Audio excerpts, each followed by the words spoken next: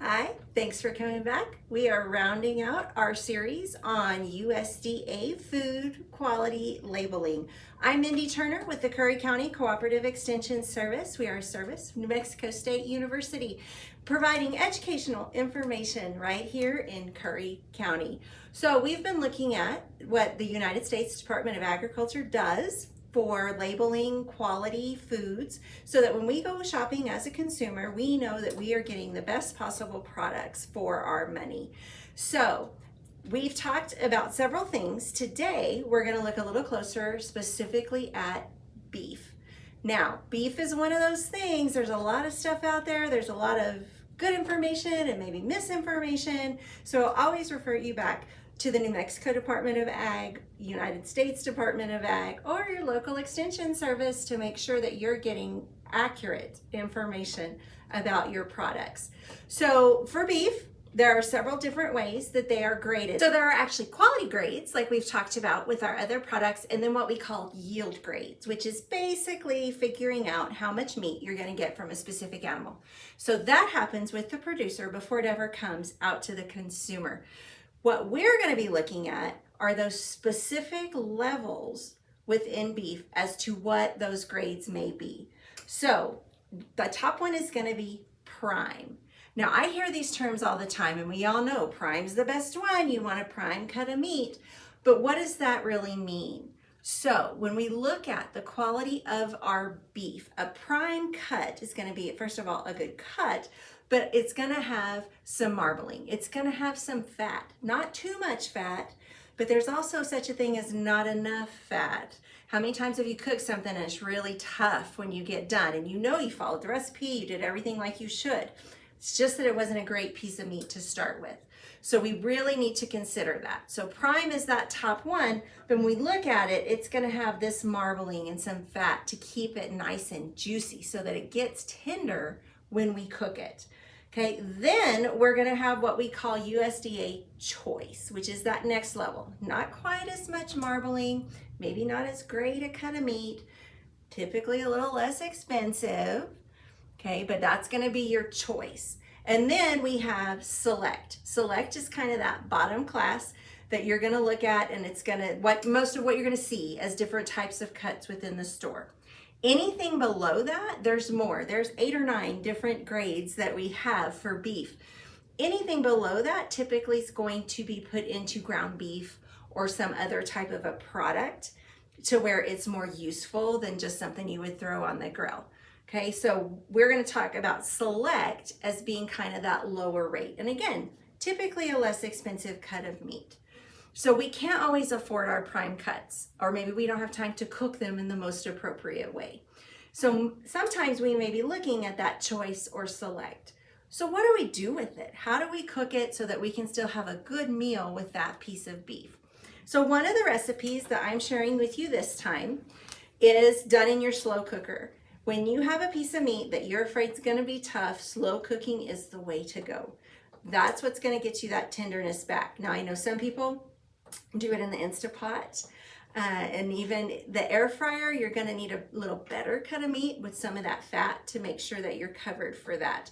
But when we talk about the slow cooker, there's a lot of different options you can do. So what I have here, this is a chunk of beef, obviously. This is just an arm roast, which is not your top cut that you're going to think about whenever you go out to do. So it's usually not as expensive as some of your other cuts. This is not a bad piece of meat. Okay, it does have some marbling, just not an outstanding amount, I would say. So this is going to be an excellent candidate to do something with in the slow cooker. So the recipe that I have to share with you is called Cowboy Stew. Now we call it that because that's what got my kids to eat it when they were little, and the name just kind of stuck. It's super simple. Dump it all in the crock pot, turn it on, leave it 8.5 hours or so on low, or about 4 hours on high. What I love about it is you can switch out whatever you have on hand. If you're missing a certain kind of vegetable, you can trade it out. If you have pork instead of beef, put the pork in it. I have not tried it with chicken. Sure, it would be fine that way as well. All you have to do, we're going to put our meat in. Okay, put that in on the bottom.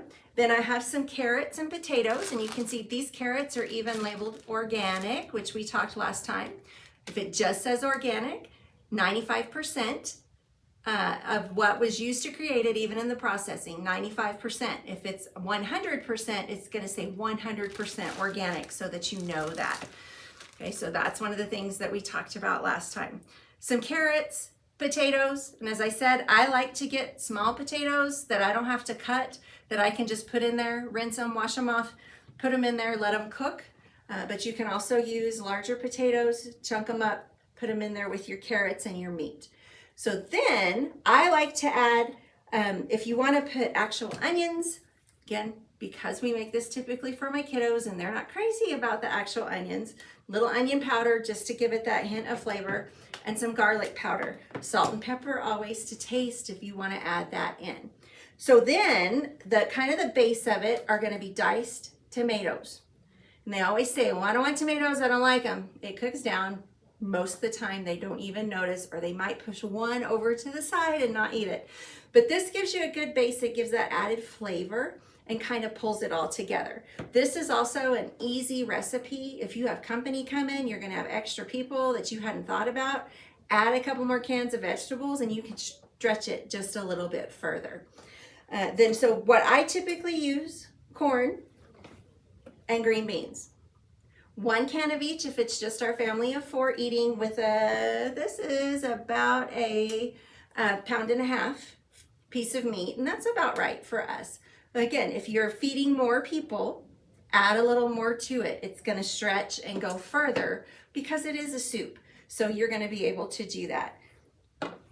Dump it all in. Most of the time, I don't even mix it up before I leave it cooking. I stir it at the end because by then your meat is all tender and good and it just pulls apart, and you can mix it up into your stew. Serve it with cornbread, chips, whatever that extra thing is you like. You can put a little sour cream, cheese, something on the top, top it off. Excellent meal. And you can get a lot of nutrition snuck in depending on what kind of vegetables you put in it. And like I said, you can stretch it. So it's an inexpensive meal that you can put together with a little cheaper cut of meat. Okay, but then get everybody something that they like and want to have. Okay, so there's the kicker is you got to plan ahead. Again, if you're making things in an Instapot, you can use the same recipe. Just follow your Instapot instructions. And then you don't have to plan quite as far ahead by putting it on in the morning. I usually start this in the morning before I go to work. And by the time I get home in the evening, it's ready to go. This is one of my favorite things. We're going to make another simple piece with ground beef. So you can see this is the actual just prepackaged ground beef. It does have a USDA inspected label on it. Most of the time, particularly if you're shopping in a store that has a meat market in it, you're not going to see that label, but they are inspected. They have to be approved in order to continue to cut and sell meat to the public. There's a whole lot of rules and regulations they have to follow to be able to do that. Because again, we want to ensure that our food is quality and that it is safe. So think about with your ground beef, again, because it makes a big difference in the price, the fat content. And so you can do, this one is 80-20. What I've actually got cooked is 80-20. You can go all the way to 93.7 in what you're looking at as far as the fat content. And that's gonna affect what you're making. If you're making burgers and you try to use that 93 with no fat whatsoever, then they don't hardly stick together and they dry out really quick. So depending on what you're using it for is going to affect what you want that fat content to be related to how you cook it. So this, I call this green chili stacks. It's the same idea as a chip stack or an enchilada, except instead of using tortillas, we're going to use green chilies. Now these are whole roasted and peeled green chilies. I just took the seeds out, kind of filleted them open so that I can lay them out. So I'm gonna take it and just lay it on my plate. If you're wanting to make this we're gonna make like an individual serving. If you wanted to make this for several, you could just take a casserole dish or your 9x13 pan and layer it all in there, shove it in the oven and let it cook together. But so instead of a tortilla, again, saves you some calories, saves you some carbs. or you could layer this with a tortilla if you really wanted to. But so there's our green chili, and then we're gonna put on some of our browned ground beef. And again, if you saute your ground beef with onions, if you like a certain type of taco seasoning or something you like to put in there, absolutely, you add what you like. Then we're gonna put cheese. You can use the cheese of your choice. I typically prefer Colby Jack cheese. That's just what I like, and so that's typically what I purchase. So you've got your green chili, your meat, and your cheese.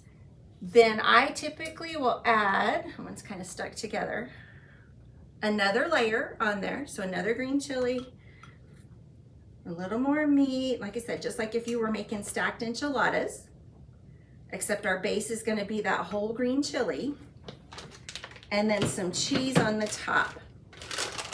Now, at this point, whether it's in the casserole dish to stick in the oven, or like I said, this could be an individual serving, pop it in the microwave, melt the cheese, get everything all gooey and stuck together, and enjoy it.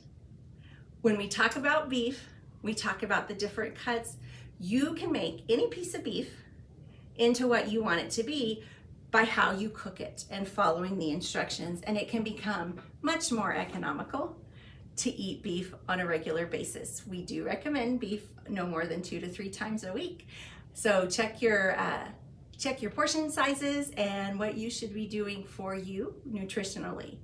I'm Mindy Turner with the Curry County Cooperative Extension Service. This has been our series on food quality labeling from USDA.